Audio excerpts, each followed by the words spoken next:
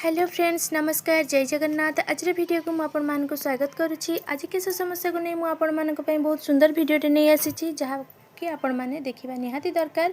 तो मुझे पूर्व वीडियो मानक सब जन आपण मैंने कि उपचार करेंगे घर उपचार मध्यम आपर केश समस्या दूर करेंगे केश लगेवाई जिते सब उपचार मुझे आउ गोटे उपचार आउ गोटे टिप्स देती आपर इंटरनल प्रोब्लेम कौन रही जो आपर केश समस्या लगी रही है भितर जदि आपण मैंने स्ट्रंग नहे ताहले आपर केश समस्या सेपरी लगी रही उपचार करने सहित केश जिते सब रेमेडी मुझे लगेवा सहित आपण भितर विटामिन सब प्रोटीन विटामिन ए सब गुड़िक आपण स्ट्रंग करने।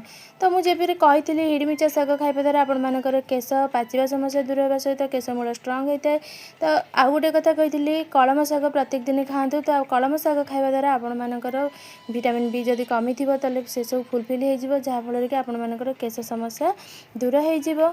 आउ कि ड्राई फ्रुट्स कही तो प्रत्येक दिन सकाळु ड्राई फ्रुट्स को लड्डू करके खाइबापी। तो आज आउ गोटे टिप्स आपण नहीं आसी। तो आपण मैंने प्रत्येक दिन भृषंग पत्र एवं मेथी को गुंड करदे और भृषंग पत्र को सुखेकी गुंड करदे से दुईटी जाक गुंड को सम परिमाण में प्रत्येक दिन सकाळु गोटे गोटे चामच खाइबे। तो आपण मानक टिके कड़ुआ लगे आपन को टिके कड़ा लगे पाउडर टी खाइबापी किंतु आपण माने टिके नख उषुम पानी रे एथिरु आधा चामच सेथिरु आधा चामच दुईटा जाक सम परिमाण रे मिसेकी गोलिकी पी पारिबे किंबा आपण माने पाटी पकई देकी तापर पानी पी पारंतु।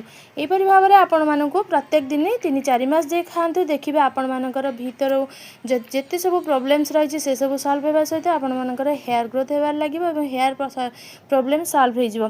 केवल हेयर प्रॉब्लम्स न बॉडी रो अनेक गुड़िए समस्या समाधान हो जिवो जदि आपण माने एही गुंड को प्रत्येक दिन खाउचंदी। तो वीडियोटी भल लगुच निश्चिंत भाव में लाइक करेंगे और शेयर करेंगे एंड सब्सक्राइब करने को जमार भूलें आ बहुल परिमाण में शेयर करूँ। ये सबू वीडियो मोर जदि आपण मैंने नुआ अच्छा ताले सब्सक्राइब करी ऑल नोटिफिकेशन रुहतु जहाँफल कि आपण मानक मोर सर्वप्रथम वीडियो मिल पार। जदि वीडियोटी भल लगुच निश्चिंत भाव में कमेंट करेंगे। रही जय जगन्नाथ।